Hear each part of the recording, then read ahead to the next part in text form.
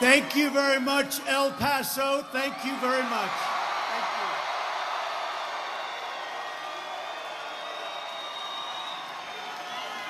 I am very, very thrilled to be here in the great state of Texas.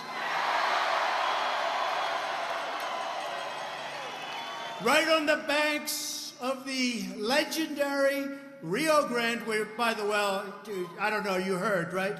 Today, we started a big, beautiful wall right on the Rio Grande. Right smack on the Rio Grande.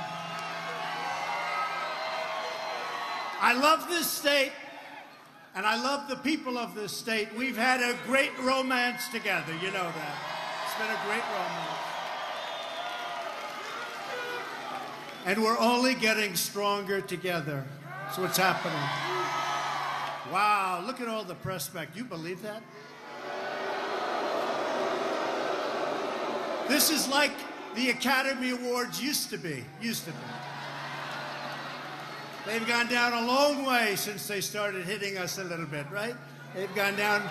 That was a long fall, but there they are. Last week, I was honored to stand in the House chamber to deliver the State of the Union.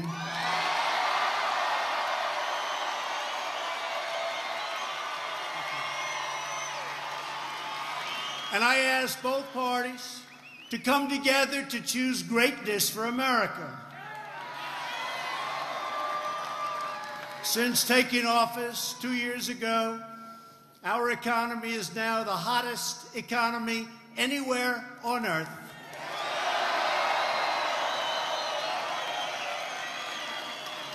Our military, which desperately needed funding, we went $700 billion, and $716 billion is more powerful than ever before.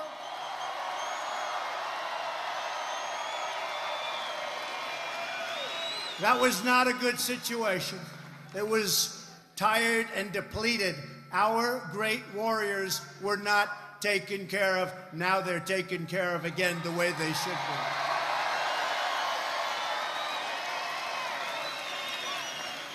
And America is winning again. Isn't that nice?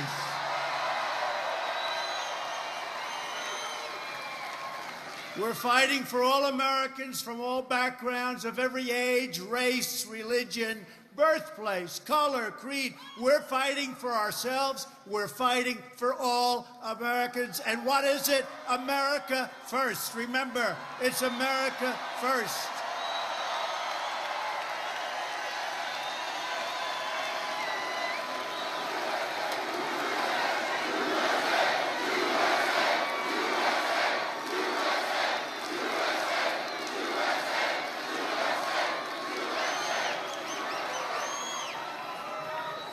Our agenda is not a partisan agenda, although some people say it is.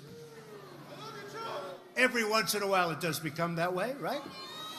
It's a mainstream, common sense agenda of the American people. It's where we want to be and where we want to go.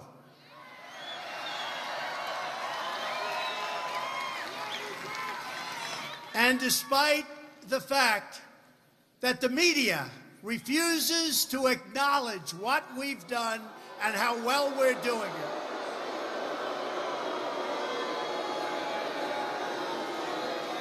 a new poll just came out as I was coming on, and it shows, I don't know how you can do this. I don't think I've had a good story in years. I don't get good press. I used to get great press until I decided to run for office.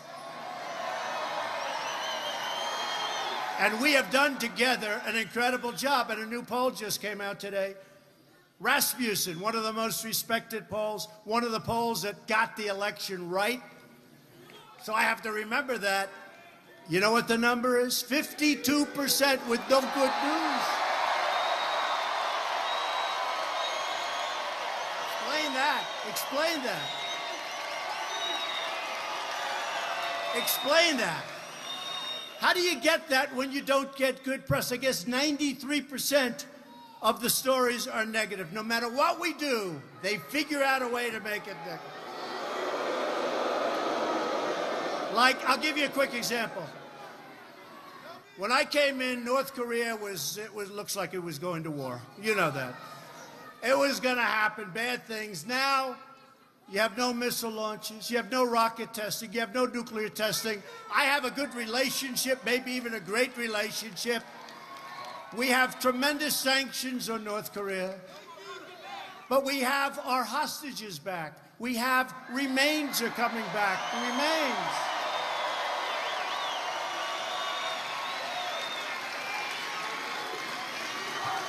And our presidents have been dealing with North Korea for many, many decades, many, many decades.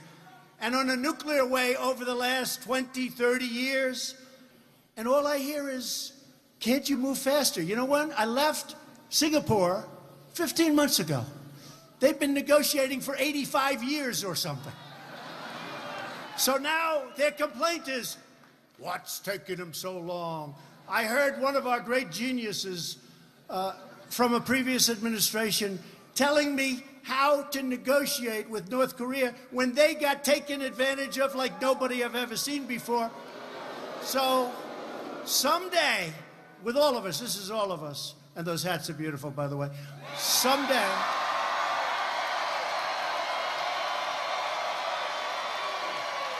true, someday, they're going to appreciate us all, and I'm going to Vietnam, to Hanoi, in the near future, 27th and 28th of February, to have another summit. And hopefully we do as well with the second summit as we did with the first. I hope so.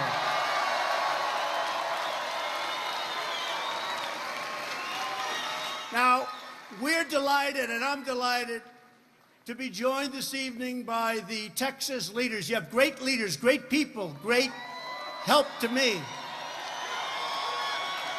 that are at the forefront of this incredible American revolution. You know, there's never been anything like this in the history of our country. We have to understand that. There's never been. If you would say, as an example, that tonight 69,000 people signed up to be here. Now, the arena holds 8,000, and thank you, Fire Department. They got in about 10. Thank you, Fire Department. Appreciate it.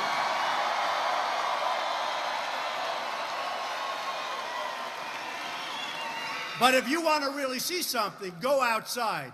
Tens of thousands of people are watching screens outside.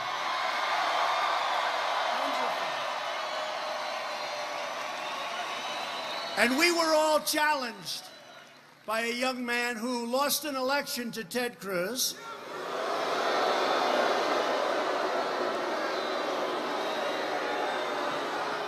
And then they said, you know what? Hey, you're supposed to win in order to run. By the way, I'm 1 and 1. I'm 1 for 1. Think of it. We had one election, we won. Now we're going to be 2 for 0, and everything's going to be perfect.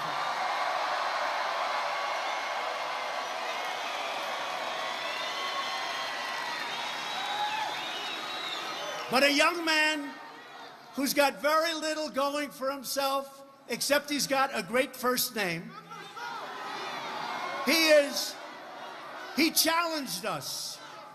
So we have, let's say, 35,000 people tonight, and he has 200 people, 300 people, not too good.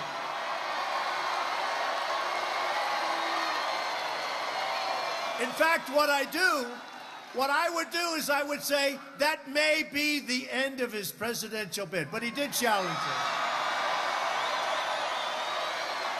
So I want to introduce some great people. Your governor, Greg Abbott. Greg. Where is he?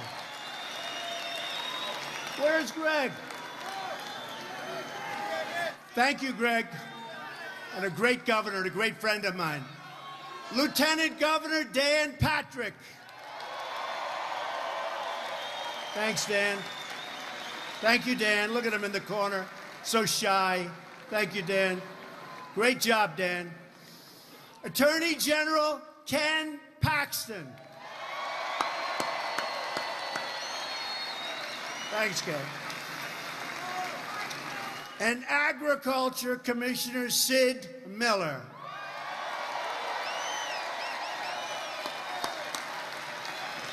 Thank you, Sid. Thank you, everybody. Thanks, Ken.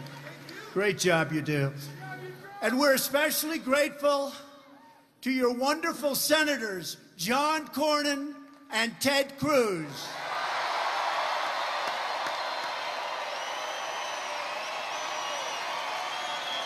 Great senators.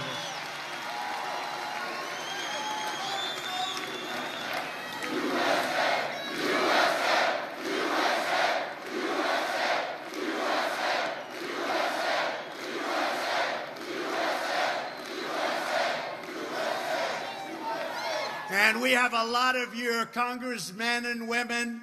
We have a lot of them. You're ready, and they're terrific, and they've been with us all the way. Pete Olson. Pete. Thanks, Pete. Thank you, Pete.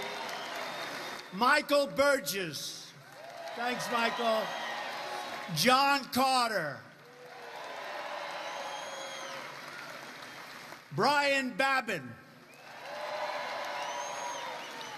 And Randy Weber. Thank you very much.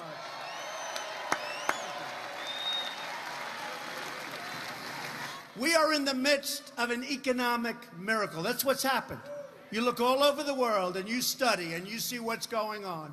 You can look at China. We have a team right now in China. They want to make a deal very badly. Those tariffs are costing them a lot of money, and they're going into our treasury. Remember that. We're filling up with billions of dollars. And did you see I haven't been here very long, the trade deficit really went down very big this last month. And people are saying, whoa, I told you so. That's what I do. That's what I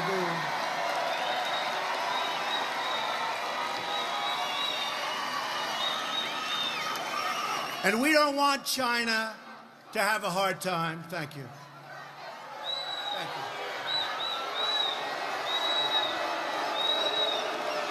Thank you. I can only tell you this. We're going to make great deals on trade. We're going to make great deals on military. When we defend another nation that's rich, they have to help us out. Do we agree? They have to help us out. And they're doing it. They're doing it. You saw South Korea? They were paying us $500 million a year. I say, you got to do more. You got to do more. Anyway, now they're up to almost $900 million. That was like on 2 phone calls. I said, why didn't they do this before? They said, nobody ever asked. Nobody asked. You pick up almost $500 million a year. Nobody asked. We're defending rich countries. They've got to help us out, folks. They got to help us out. Sorry. And you know what? They're going to like us more, and maybe more importantly, they're going to respect us. Since the election, we have created 5.3 million new jobs, including more than 500,000 new manufacturing jobs. Remember, manufacturing was dead. They said manufacturing was dead. Previous administration. You'll never have it. You need the magic wand. That's what they said. We found the magic wand. And by the way, those numbers are small compared to what's happening, compared to all of the companies that are moving in. The unemployment.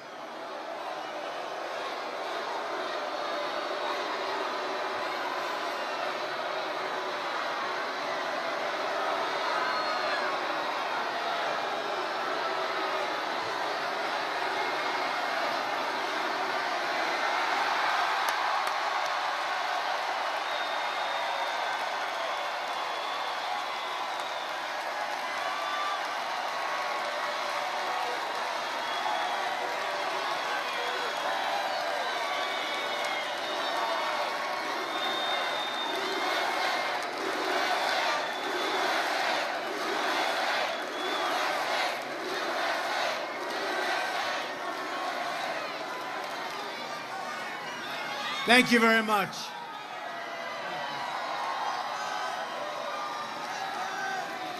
The unemployment rates for African Americans, Hispanic Americans, and Asian Americans have reached the lowest level in the history of our country.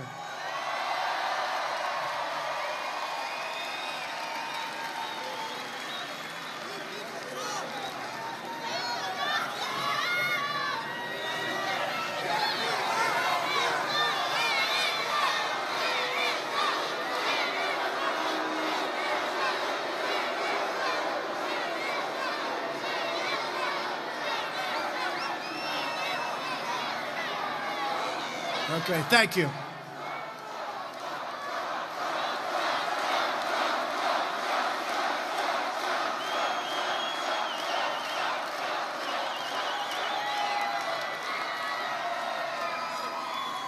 Thank you.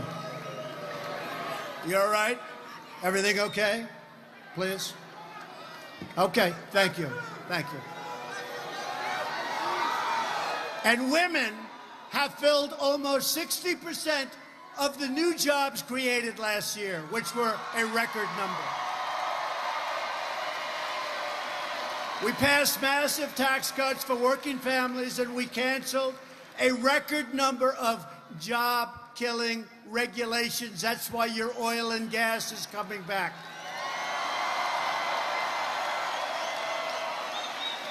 We eliminated the Obamacare individual mandate.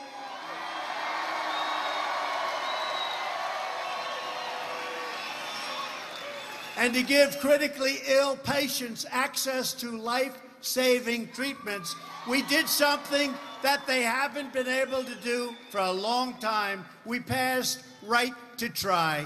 Right to Try. That's an incredible thing, Right to Try. You know, we have the greatest doctors and research in the world. And if somebody was terminally ill, they travel to Asia, they travel to Europe, they travel all over the world if they had the money. If they didn't have the money, they'd just go home. There was nothing they could do. And I said, wait a minute, we have drugs in the pipeline that are showing tremendous progress. If somebody is terminally ill, let's let them have access to our drugs. Let's let them have access. And it's much tougher than you would think, but we got it. And people, you will not understand, nobody understand the life-saving effects. It's incredible what's going on. They are getting better. People are getting better that were thinking they were going to die. It's Right to Try. I love it. I always wondered why we didn't do it before.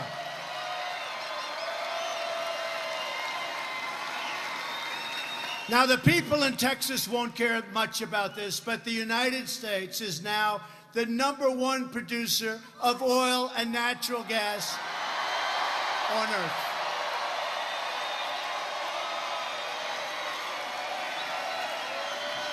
I didn't think you'd care about that. I didn't think Texas would care about that. And listen to this. And Texas oil production is now at the highest level it's ever been.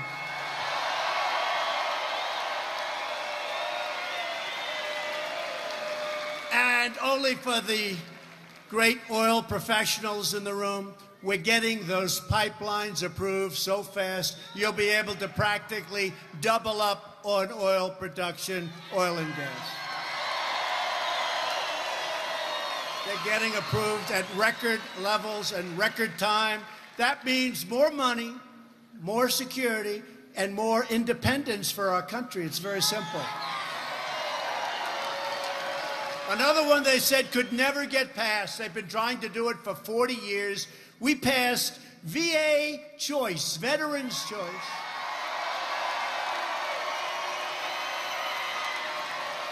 So that now, rather than waiting online for 5 days, for 9 days, for 3 weeks,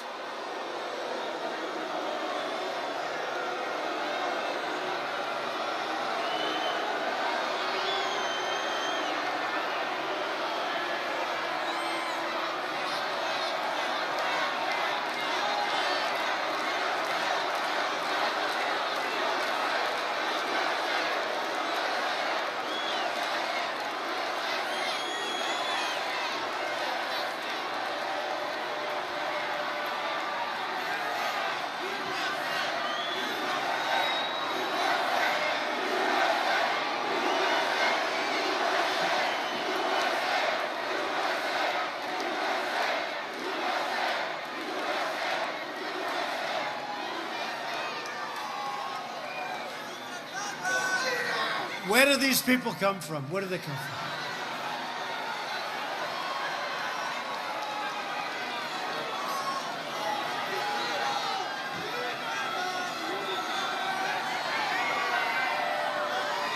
They go back home to mommy. They get punished when they get home.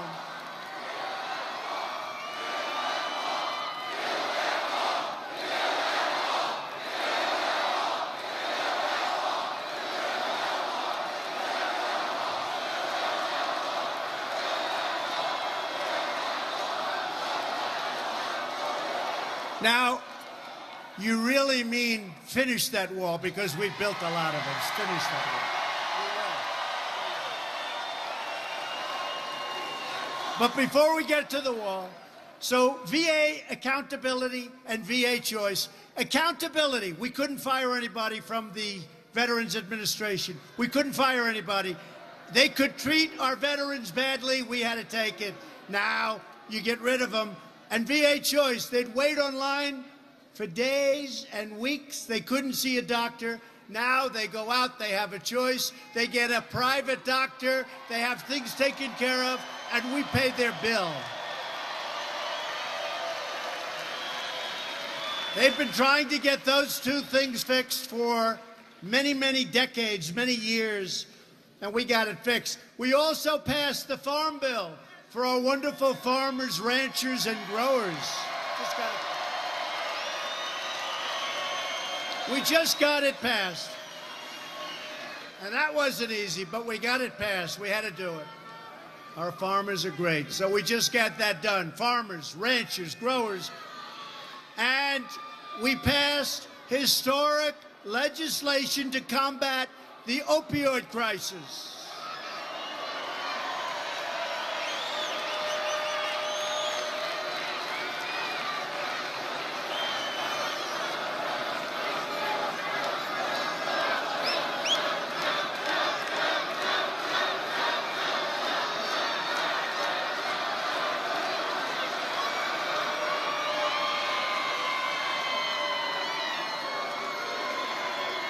Thank you.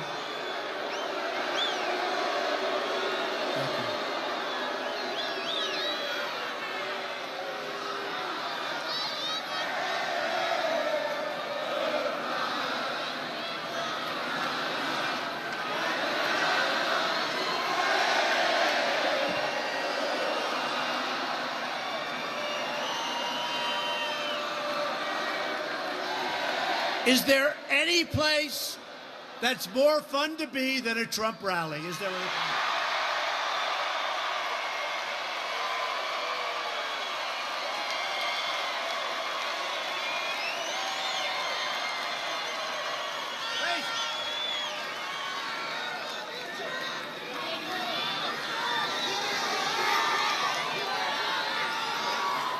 You know, they all said, Mr. President, we loved the tone of your State of the Union speech.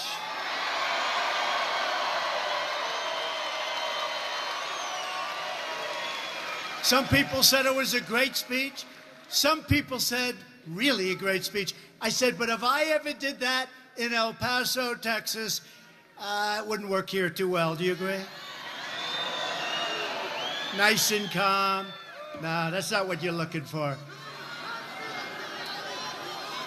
And this is more fun. This is more fun.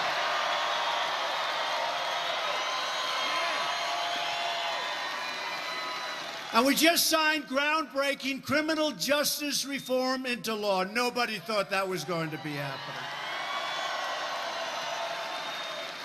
In my address last week, I asked lawmakers in both parties to cross the aisle and join together for the common good for all Americans. Democrats have to stop being so angry. They're angry.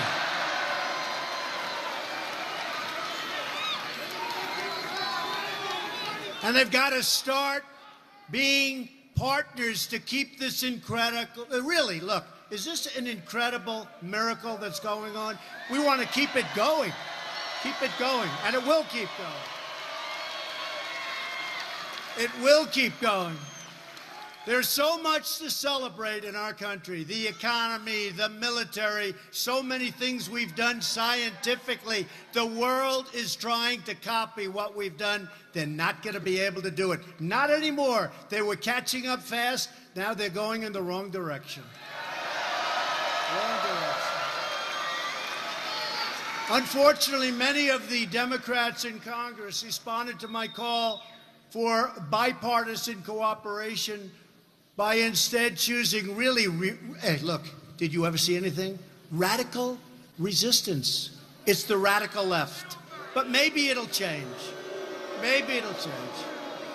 It all has to do with 2020 and the election. But I really don't like their policy of taking away your car, of taking away your airplane flights, of let's hop a train to California, of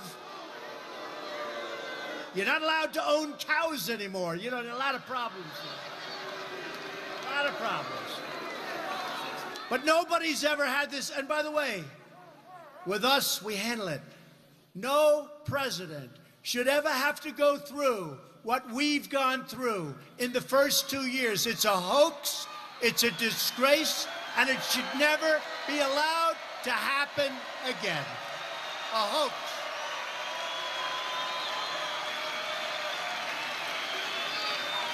Just recently, as an example, Senator Richard Burr from the great state of North Carolina, he's chairman of the Senate Intelligence Committee, and they've been investigating this Russia hoax for 2 years. Think of it. They've interviewed over 200 people.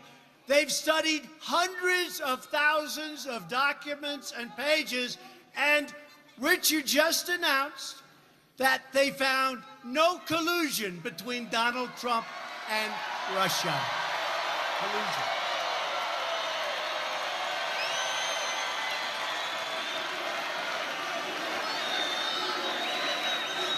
The fact is that the real collusion was between Hillary and the Democrats and the other side with Russia. That's where the collusion is.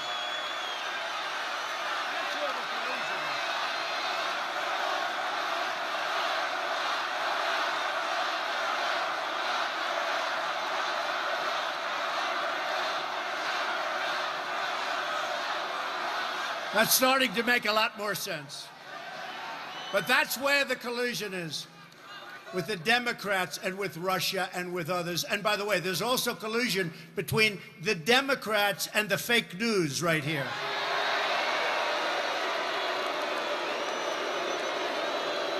And they know it better than anybody.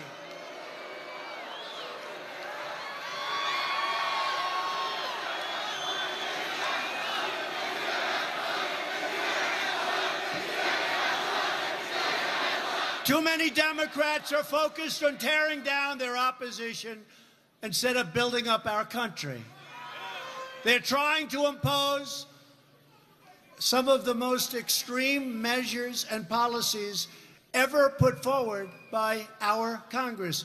And by the way, I don't think anybody in this room wants to pay 70, 80, 90, and 95% tax. Does anybody want to pay a 90%? You know, you look at what we've done with jobs, what we've done with the economy, how low your taxes are, the lowest they've been almost from the beginning. Who the hell wants to change what we're doing now? We are a hot, hot country. Last week, they introduced a massive government takeover that would destroy our incredible economic gains. They introduced the so-called Green New Deal.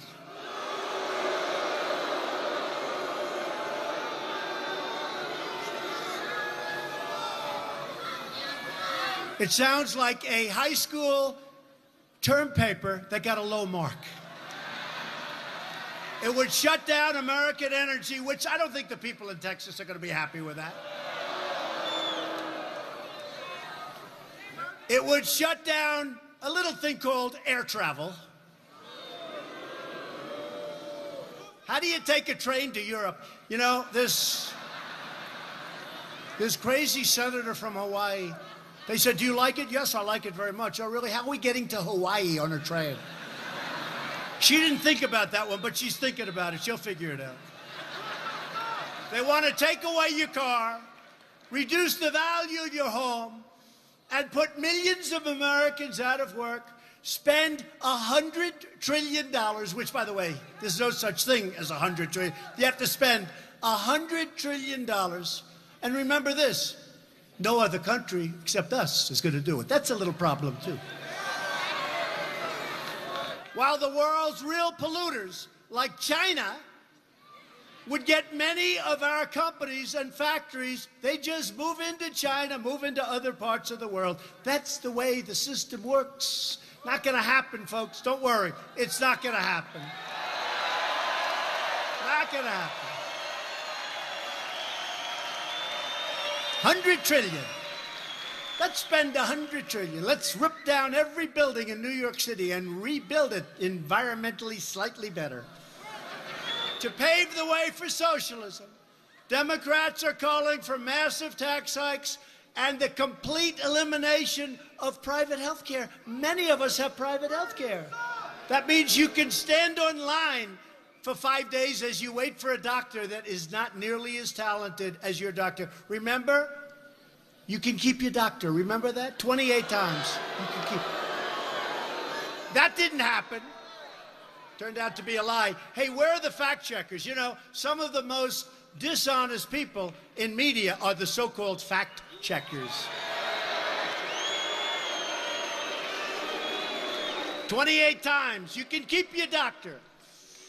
That didn't turn out to be what he said. They're coming for your money, and they're coming for your freedom, and it'll never happen, and it won't even come close, folks.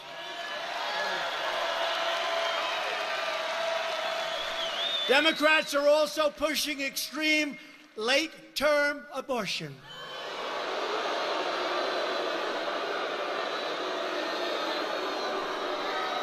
Allowing children to be ripped from their mother's womb right up until the moment of birth. What's that all about? So in Virginia, the governor, he's gotten a little publicity lately. I like him. Keeps us out of the papers. I like him. I'd like to find a few more guys like this one. He almost moonwalked. His wife stopped him. Darling, darling, it would be inappropriate. I want to see somebody try and imitate Michael Jackson in the moonwalk. This would not have been a good scene. His wife saved him. Darling, this would be inappropriate. I think she was right. But the governor stated that he would even allow a newborn baby to come out into the world and wrap the baby and make the baby comfortable and then talk to the mother and talk to the father and then execute the baby. Execute the baby.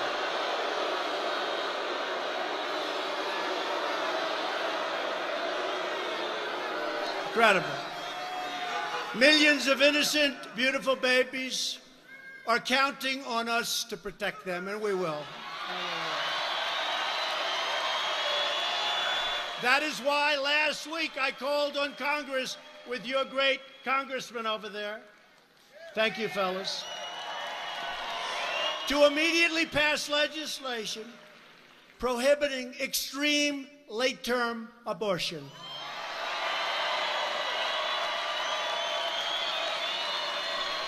And that certainly is extreme. Many people never even heard. I mean, did you ever hear of anything like this? Democrats must also address the double standard on full display in Virginia. By the way, that state's going to go Republican pretty soon, I'm pretty sure.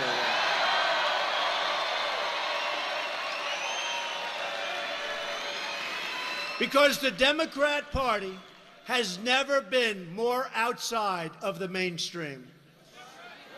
They're becoming the party of socialism, late-term abortion, open borders, and crime.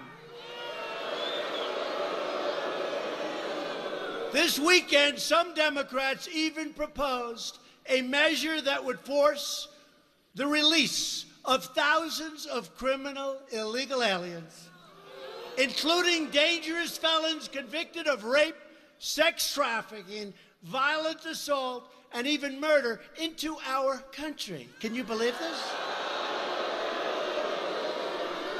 Their proposal would put a hard cap on the number of illegal aliens that our brave ICE officers, we love our ICE officers,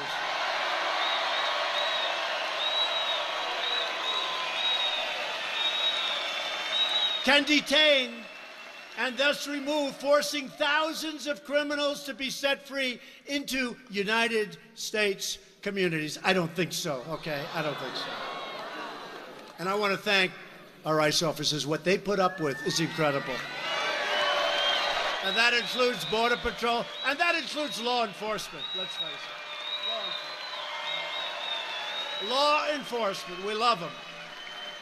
They keep us safe. In the last 2 years alone, ICE officers have made 200, listen to these numbers, 266,000 arrests of criminal aliens, including those charged or convicted of approximately 100,000 assaults, 40,000 larcenies, 30,000 sex crimes, 25,000 burglaries, 12,000 vehicle thefts, 11,000 robberies, 4,000 kidnappings, and 4,000 murders. Killings, murders. We will.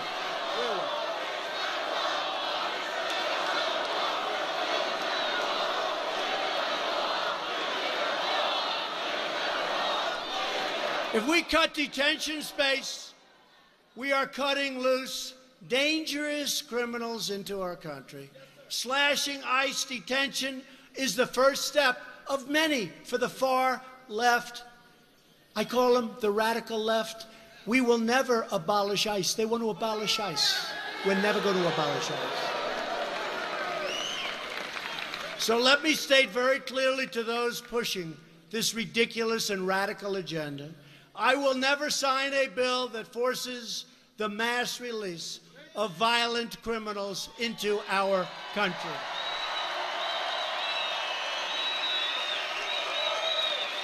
And I will never abolish or in any way mistreat our great heroes from ICE and Border Patrol and law enforcement. Never.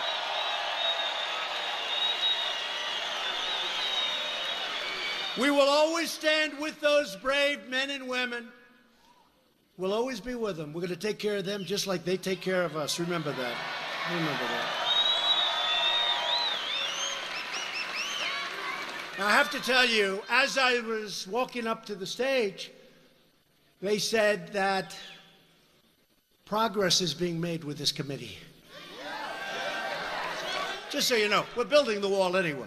They say that progress has been made with this bill.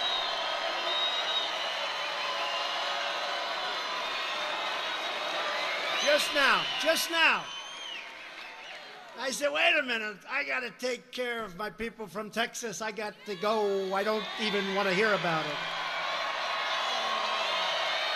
I don't want to hear about it. So I don't know what they mean. Progress is being made significant. Now, what did happen is the Democrats were being hit really hard on the concept of releasing criminals into our society. That has not been playing well. So maybe progress has been made, maybe not. But I had a choice. I could have stayed out there and listened, or I could have come out to the people of El Paso and Texas. I chose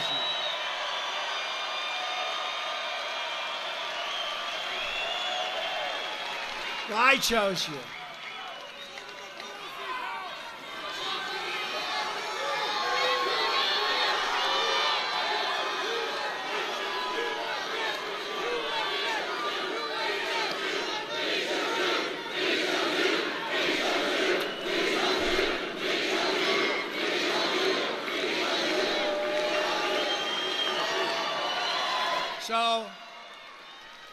So we probably have some good news, but who knows? Who knows? We're setting the stage, folks. You know what it's called, right? It's called We're Setting the Stage. We're setting the table. We're doing whatever we have to do. The wall's being built. It'll continue. It's going at a rapid pace. The Rio Grande. It's happening. Go check it out.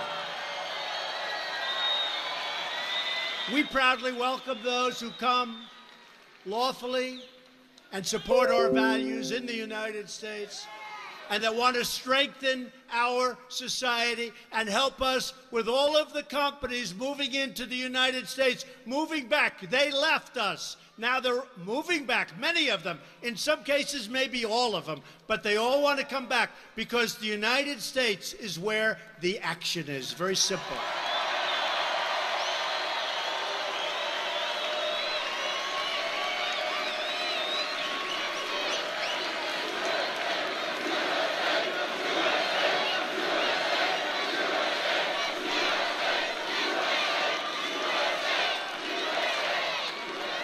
Where the action is.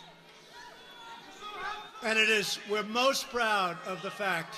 You look at the car companies, they're moving back. They're going into Michigan. They're going into Pennsylvania. They're going back to Ohio. So many companies are coming back. And by the way, that's why I want people to come in to our country, but they have to come in legally and they have to come in through merit, so they can help us build our country.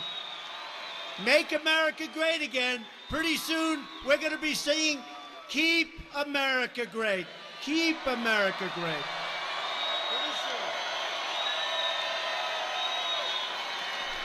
Pretty soon, Congressman, keep America great. We'll have to switch over. Tell me. Campaign sort of started because you have these people that nobody ever heard of. They're all running for office. I said, who is that? Well, that person was a mayor of a city that was defeated. Well, how about Beto? Beto was defeated too, right? But he suffered a great defeat. Watch what the news does tomorrow, though. They won't mention the disparity. They won't mention the disparity tomorrow. They'll say, Beto O'Rourke. That's his last name, right? O'Rourke? Beto O'Rourke had a wonderful rally of about 15 people. Now, when they get honest, when the media starts becoming honest, and maybe they will, because we've done something that's never been done before. We have suffered a totally dishonest media, and we've won, and it's driving them crazy.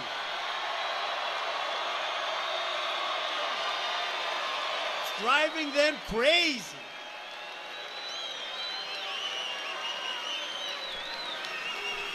It's driving them crazy, but look at them. They still come. I've never seen anything like it.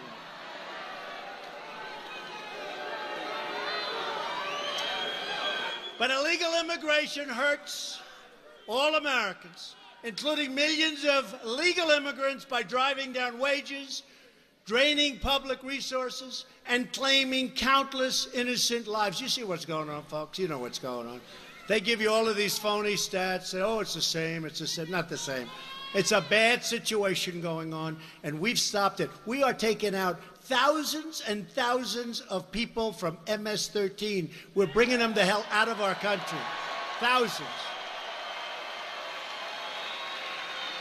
But if we had proper border security, including a very powerful wall, we wouldn't have to work so hard. And it would be a lot safer and a lot better. My administration is committed to ending illegal immigration while modernizing our legal immigration system, which has been in terrible shape for many, many decades, to prioritize the admission of those who can support themselves financially and contribute to our economy, people that come in on merit.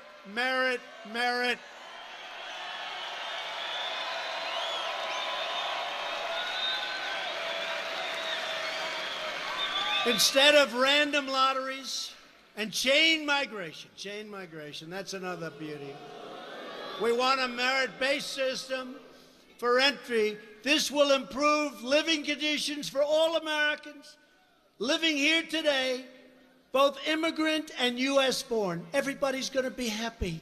And we need the people to take care of these companies that are moving. Our unemployment rate, real unemployment, 3.6, 3.7, and going down. Had a little blip because of a thing called the shutdown. But remember this, went up to 4. I said, boy, that's, you know how low 4 is? Do you know anybody else, any other president would have said, please give me 4, please. We had a little blip, went up from 3.7 to 4 just quickly. But you know what? If we didn't do that shutdown, we would not have been able to show this country, these politicians, the world, what the hell is happening with the border. That was a very important thing we did.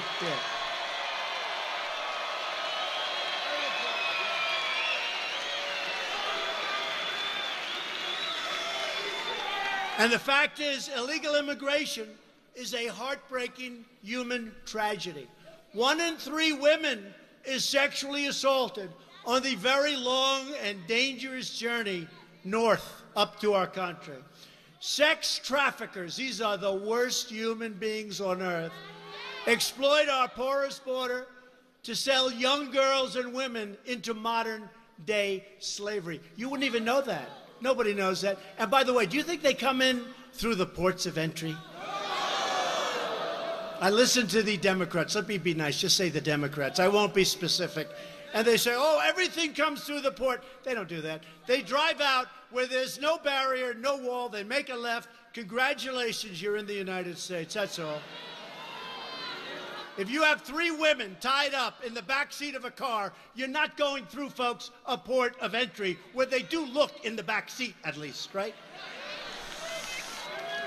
Drugs pouring through the border kills tens of thousands of innocent Americans a year, including heroin, meth, cocaine, fentanyl, so many others. They come through the southern border. We have a drug problem over the last 6, 7, 10 years like we have never had before.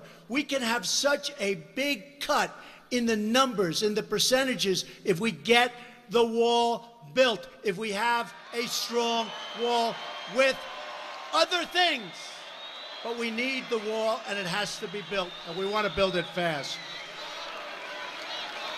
The number of illegal immigrants crossing our borders is so large that we've nowhere to hold them. We have to build. They want buildings. They want jails. They want these people. How about the word caravan? Caravan. I think that was one of mine, but it looked like a caravan.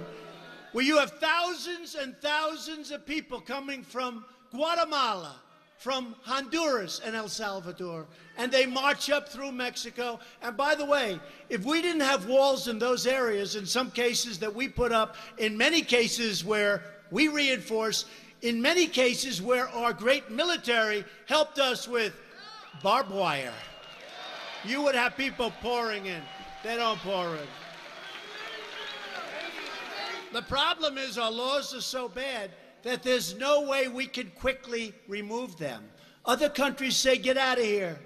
We have to bring them through a court system. We sign their names. They touch our land. We sign them up.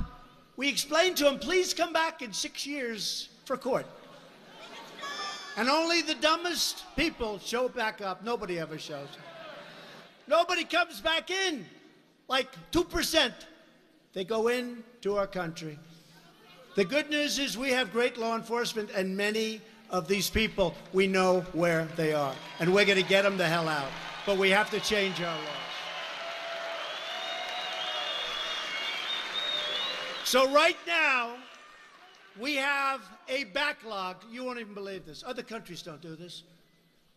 Somebody walks into our country, we bring them to court. We have now a legal, we need Perry Mason. We have a legal case. Nobody else does that. Other countries say, get out. Can't come in. You're not a citizen of whatever country.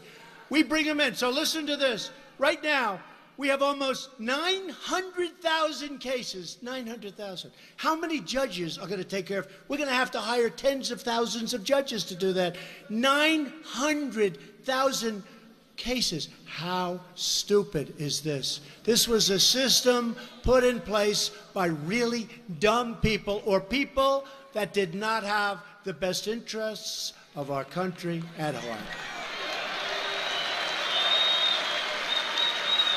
And there's no place better to talk about border security, whether they like it or not, because I've been hearing a lot of things. Oh, the wall didn't make that much of a difference. You know where it made a big difference? Right here in El Paso.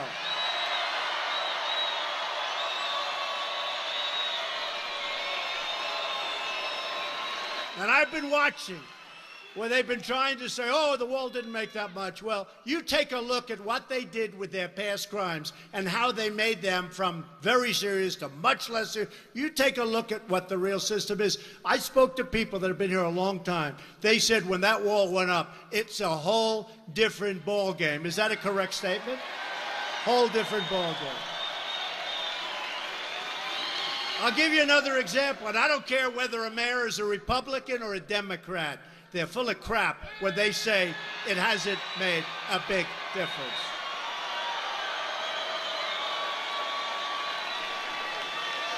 I heard the same thing from the fake news. They said, oh, crime actually stayed the same.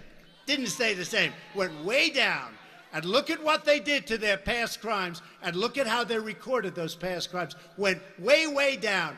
These people, you know, you think they'd want to get to the bottom of a problem and solve a problem, not try and pull the wool over everybody's eyes. So for those few people that are out there on television saying, oh, it didn't make too much of a difference, it made a tremendous... People from El Paso, am I right?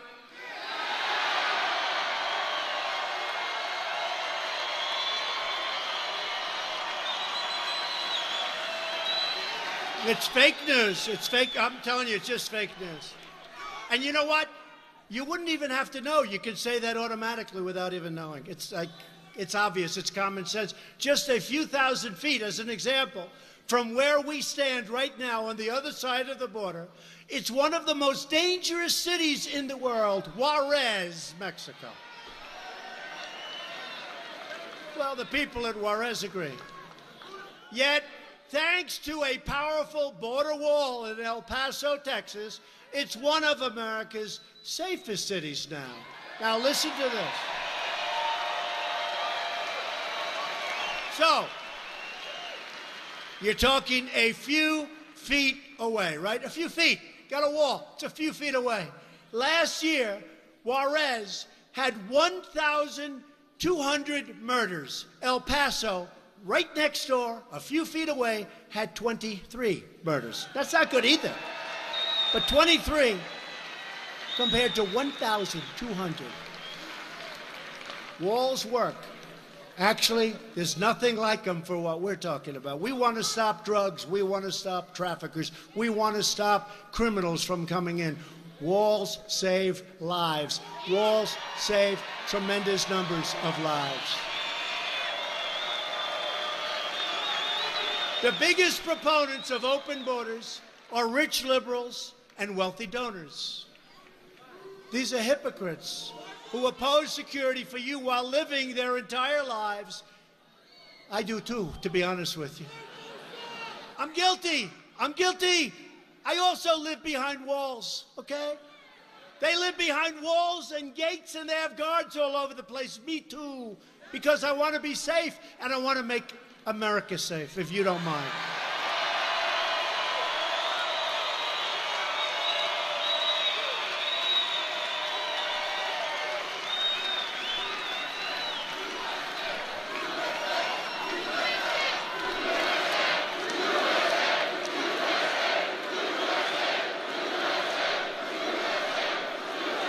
So security should not belong only to the rich and to the powerful. Safety is the birthright of every American, which is why we must finish the wall. It's happening.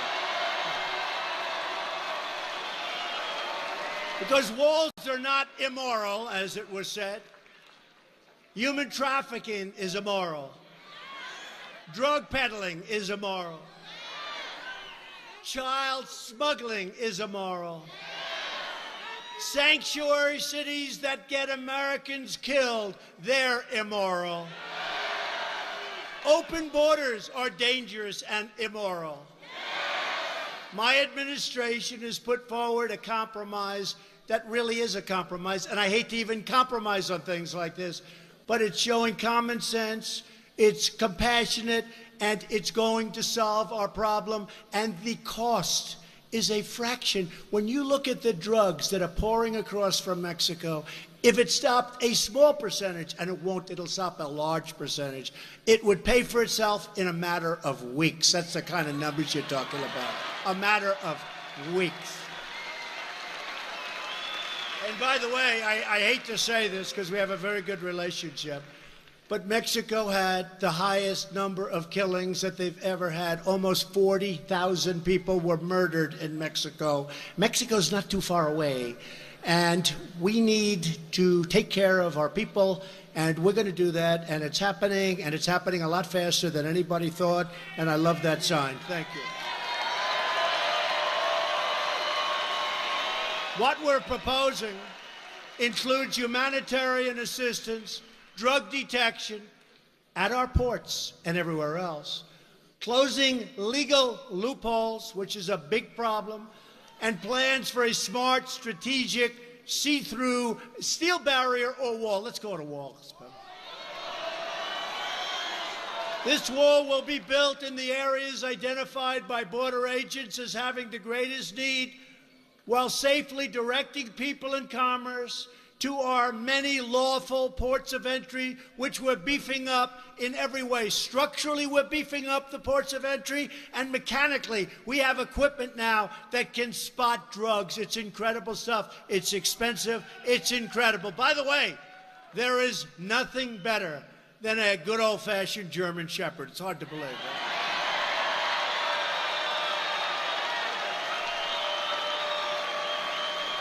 It's true. You know, I was with the people, and they're showing me this incredible computerized stuff and where it goes. I said, could I, because Secret Service took me out to the place and they were showing me these German Shepherds. They're unbelievable. They'll run past all these empty boxes, and one of the boxes has drugs in it deep down in a box. And it comes to a screeching halt, barking at them every time. So I asked the people that sell the machinery at a lot of money. I said, let me ask you a question. This stuff is incredible. I'm really impressed. How does it compare to a German Shepherd? Guy looks at me and goes, sir, honestly, it's not as good. Can you believe it? German Shepherd. Certain types of dogs. Pretty good. You do love your dogs, don't you?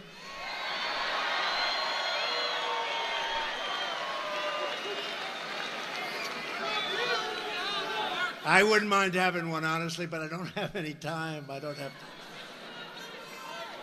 How would I look walking a dog on the White House lawn? Would that be? Right? Sort of not for, I don't know, it doesn't, I don't feel good. Feels a little phony to me. A lot of people say, oh, you should get a dog. Why? It's good politically. I said, look, that's not the relationship I have with my people. We want to have, yeah, Obama had a dog, you're right. Both parties should come together to finally create a safe and lawful system of immigration. The American people have waited long enough. We must secure the border, pass Kate's Law, end catch and release, shut down sanctuary cities. You know, we need Democrat votes to do that. Deport criminal aliens and keep the coyotes and traffickers and drug dealers the hell out of our country, please.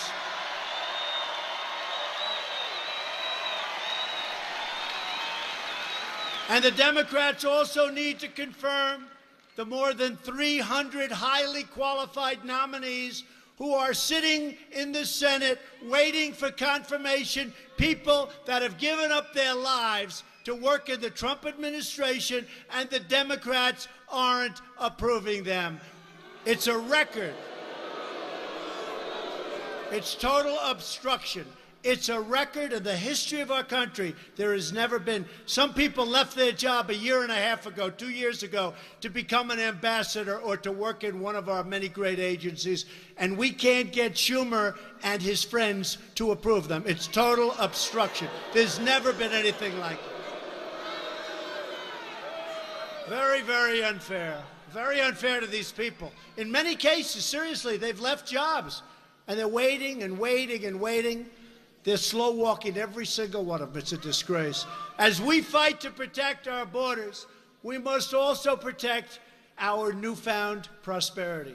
My administration has taken the toughest ever action to crack down on years of China's abuse, and its trade practices have been very unfair. And I have a lot of respect for President Xi, but he's representing China, and I'm representing the United States. So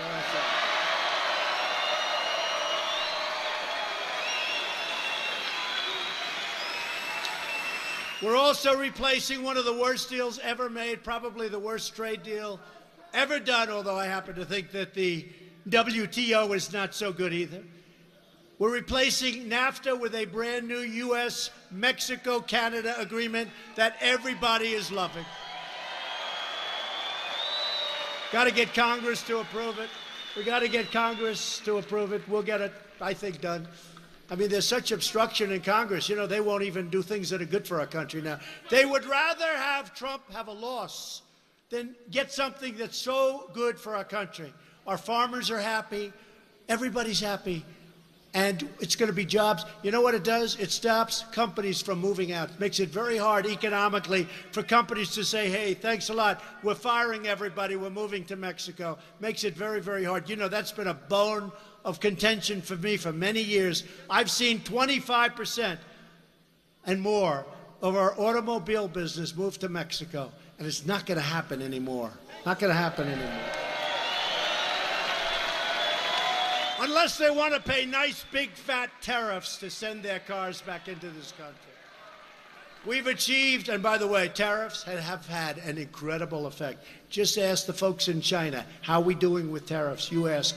And you ask, how are we doing in our negotiations? The fact is, and I say it openly, either they treat us fairly or they have to pay for the privilege of coming in and taking our wealth and taking our jobs. It's very simple. It's very, very simple.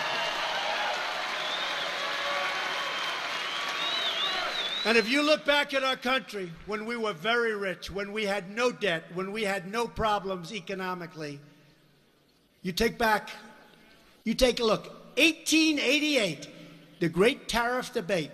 You know what the debate was about? Our country had so much money, they had to debate what the hell to do with all the money because tariffs were bringing in a fortune into the United States.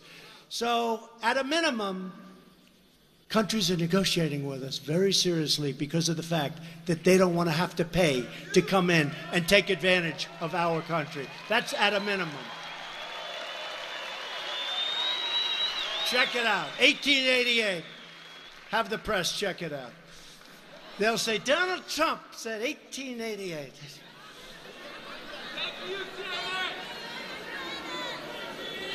We've achieved the largest decline in drug prices in 46 years, prescription drugs, and I'm asking Congress to work with me to make prescription drugs affordable for every American family. We just got the largest decrease in drug prices. Think of that. And it's not easy. It's not easy. Because we have middlemen that take care of a lot of people for a lot of years, these middlemen, and the drug companies, but even worse, the middlemen. And we're cutting the middlemen out. They're not going to like me very much. They made a lot of money. But think of that. The first time in 46 years, and now we're going to phase 3. We did 1 statutorily. We did 2 statutorily. Now we go to phase 3. We're getting your drug prices down. We're embarking on bold initiatives to defeat AIDS. Who knew that? We have medicines now that work wonders on AIDS. We're looking to be AIDS-free in not many years as a country, and maybe help also the world. The world. So we want to defeat AIDS, and we want to defeat childhood cancer. We've made tremendous strides. Tremendous strides. In the Middle East, our brave warriors have liberated virtually 100% of ISIS in Iraq and Syria. Now, you don't hear that from these people. Now, we've taken back soon. It'll be announced soon, maybe over the next week, maybe less. But it'll be announced very soon. We'll have 100%. When I took over this country, it was a mess. And if I wouldn't have been elected, you know, I have so many people. I was just walking up, and every time it happens, Sir, thank you. Thank you very much. This guy, he's like a monster. No, it's true. These people. This guy, he's like a monster. He's like this monster football, a big, strong guy. He says to me, he says, thank you very much. I don't know what they're saying, but that's okay. No, he's this big, strong guy, and he's crying. And he said, I'm walking up, Mr. President, and it happens all the time. Thank you very much, Mr. President. I said, for what? He said, you've saved our country. Our country was going in the wrong direction. You've saved our country. Thank you. I've had so many people say that. So many people. You know, the truth is, though, I didn't save our country. We're now heading in the right direction. It's very tough because we have so many things we're fighting, including these people, but so many people that we're fighting. So many people that are either foolish or ill-intentioned. But, you know, I didn't save our country. You know who saved our country? You saved our country. You saved our country. God.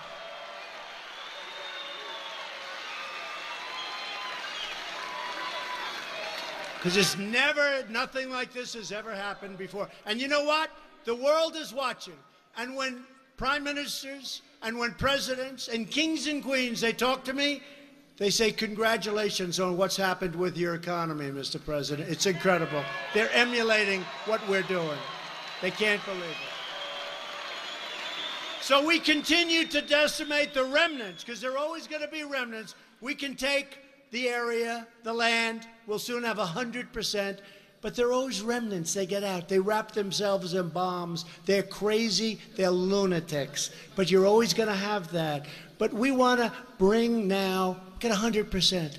It was so bad when I took over. It was going the opposite direction. Syria, we want to bring our troops back home. It's time.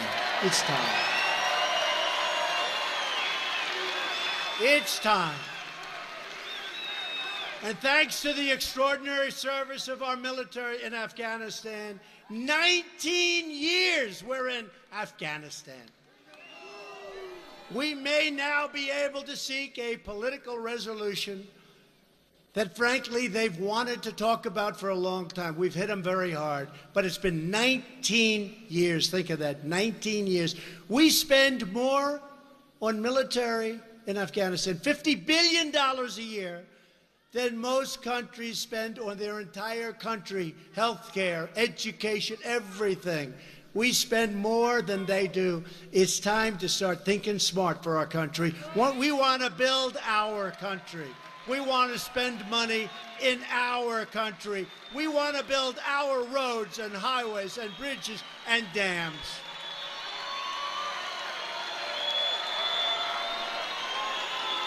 And last month, the United States recognized the legitimate government of Venezuela and condemned the socialist brutality of the Maduro regime. Everywhere socialism has been, everywhere it's been implemented, it's produced poverty, misery, repression, and despair. You take a look, no matter where. Yet there are those trying to implement socialism right here in the United States. So I again say to you, and I say it for the world to hear, America will never be a socialist country. Never, never.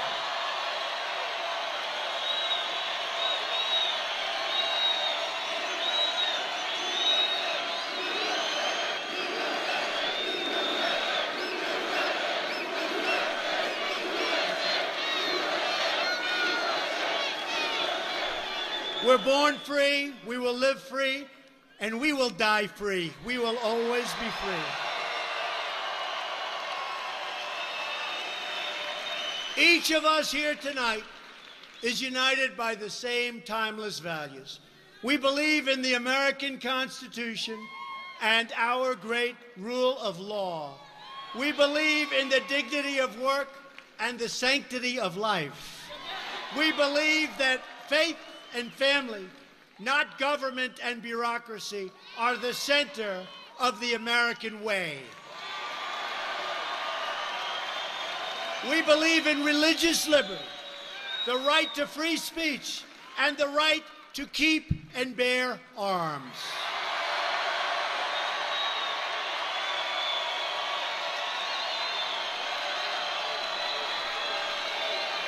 We believe that children should be taught to love our country, honor our incredible history, and always respect our great American flag.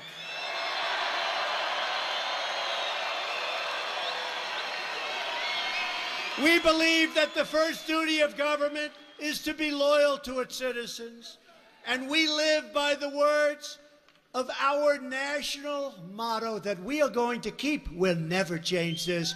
In God we trust.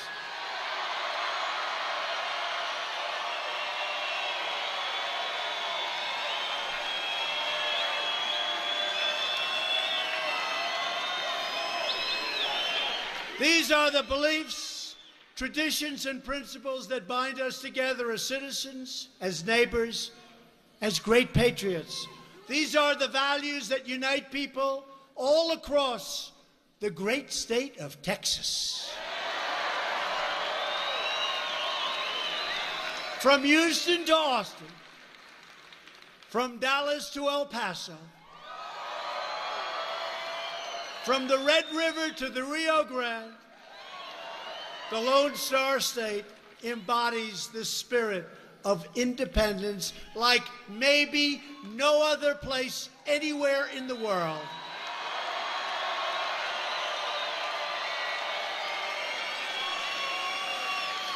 And you have always embraced the cause of American freedom like no one else. This is the state where William Travis, James Bowie, and Davy Crockett made their last stand at the Alamo.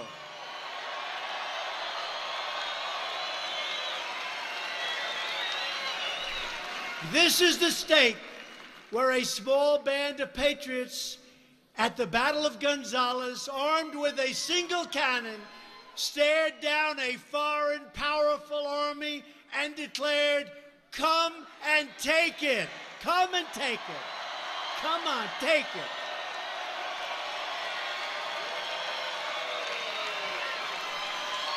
And Texas is the state where generations of farmers, ranchers, oil workers, and pioneers helped build up the most extraordinary nation in all of human history. That's what we are. We were losing track. We didn't lose track anymore. We're straight on that track.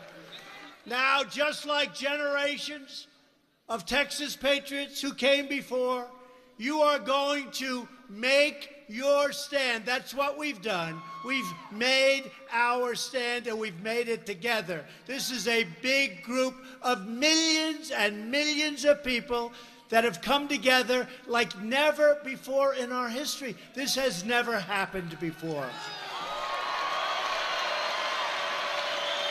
And we've come for safety, for sovereignty, and for the sacred rights given to us by the hand of Almighty God.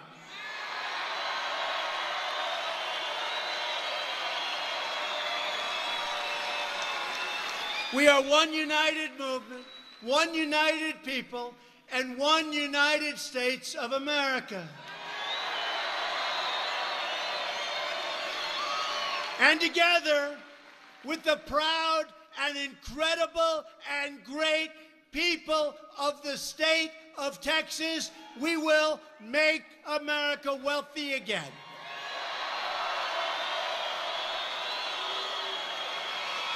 We will make America strong again.